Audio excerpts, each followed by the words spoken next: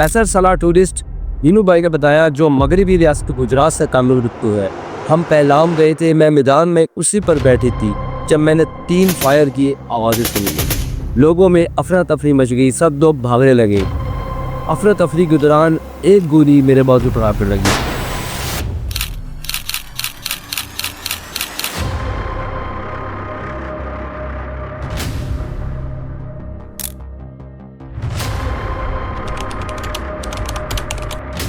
बाईस अप्रैल 2025 5 से 6 हमलावरों जिन्होंने आर्मी की यूनिफॉर्म पहनी हुई थी, M4 कार्बन्स और AK-47 राइफल्स उठा रखे थी, जो बेसन वैली के मैदान से दाखिल हुए, जो पहलाम टाउन से तकरीबन 7 किलोमीटर के फासले पर वाक़ है। पहलाम टाउन जिसे इंडिया का मिनी स्विट्जरलैंड कहा जाता है, ये घने दरख्तों और पहाड़ों से घिरा हुआ है। हमले में 26 अफराद हलाक हुए और 20 से ज़ायद जख्मी हो गए, जिनमें गवर्नमेंट ऑफिसर्स के 3 अफसरान नेवी, एयरफोर्स और इंटेलिजेंस ब्यूरो के, जिनमें एक नया नवेरा जोड़ा जो अपना हनीमून बनाने के लिए आया हुआ था, वो भी हमलावरों की जद में आकर मारा गया। ये ज़्यादातर इंडिया की मुख्तलिफ रियासतों से ताल्लुक़ रखने वाले अफराद थे, जिनका ताल्लुक़ महाराष्ट्र, केरला, उत्तर प्रदेश और हरियाणा से था। तशेन जो मध्य प्रदेश से ताल्लुक़ रखने वाला एक ईसाई था, जिसे कलमा ना पढ़ने पर गोलियों से कत्ल कर दिया गया, और जबकि एक हिंदू को जिसने कलमा सुनाया सो छोड़ दिया। शेर की बीवी ने बताया कि जब इसका शौहर कलमा ना सुना सका तो उन्होंने फ़लस्तीन के बारे में सवालात किए और उसे गोलियों से मार दिया गया और बाकी लोगों की लाशों के साथ सेंटर बना के रखी। एक खातून ने बताया कि इसकी शौहर को उल्टा लिटा दिया गया और उसे 2 बार पूछा गया, क्या तुम हिंदू हो या मुस्लिम, हिंदू हो या मुस्लिम। उसके जवाब ना देने पर इसे भी बेदर्दी से कत्ल कर दिया गया। NIA नेशनल इन्वेस्टिगेशन एजेंसी, जिसने री इन्वेस्टिगेशन शुरू की और 3 हमलावरों की खाकी जारी कर दी गई, जिनमें 2 गैर मुल्की और 1 पाकिस्तान से होने का सबूत मिलता है, और जिनका ताल्लुक़ लश्कर-ए-तैयबा से है, जिनमें अबू तलहा, आसिफ और सलमान के नाम नज़र आम पर आए हैं, और जिनकी हेड मनी भी तैनात कर दी गई है।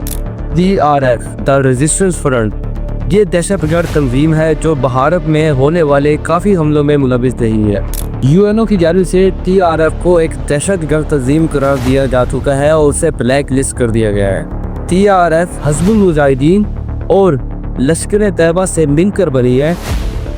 ये हमला भारत में होने वाले 2008 के मुंबई हमलों के बाद मुहल्ली करार दिया जा रहा है। इस हमले का हदफ गैर मुस्लिम टूरिस्ट थे। इस हमले की जो जिम्मेदारी है लश्कर-ए-तैयबा के Muslim group TRF the resistance front ने कबूल कर ली है, लेकिन इंटेलिजेंस ब्यूरो IB ने सैफुल्लाह कुशरी उर्फ खालिद को इस हमले का मास्टरमाइंड करार दिया है। इस सारे वाक़े के बाद भारत के प्राइम मिनिस्टर नरेंद्र मोदी ने पाकिस्तान पर सारा मलबा डालने की कोशिश की और 1960 का जो सिंताज़ माहिदा उसको मौतन कर दिया। वाघा बॉर्डर की आमदो रस्म ख़त्म कर दिया। जो लोग भारत से पाकिस्तान गए हुए थे 48 घंटे का टाइम दिया गया कि वापस आ जाओ वरना वहीं पर रहना पड़ जाएगा।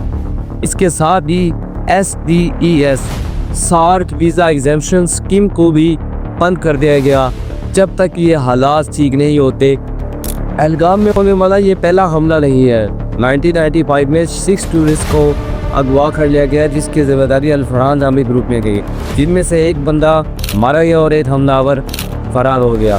4 अभी तक लापता है। इसी तरह 2002 के अंदर 11 पिलग्रिम्स को मार दिया गया और 2003 के अंदर 21 पिलग्रिम्स को मार दिया गया। पहलगाम हमले के बाद मैं सिर्फ आपसे एक क्वेश्चन करता हूँ, क्या इस सारे में क्या सिक्योरिटी फोर्सेस का कोई किरदार था? पहलगाम में पहले भी बहुत सारे हमले हो चुके हैं, क्या इसके बाद भी क्या सिक्योरिटी फोर्सेस अपने ऊपर ले किस बात को? नरेंद्र मोदी ने सारा मनपा पाकिस्तान पर डाल दिया और अपनी जान को बचाने की कोशिश कर रही है। क्या इसमें नरेंद्र मोदी साहब, क्या आपने अपने भारत को बचाने के लिए कुछ सिक्योरिटी के इंतजाम किए? नरेंद्र मोदी क्या अपने इन मुजरिमों को असल सलाखों के पीछे ला सकेगा?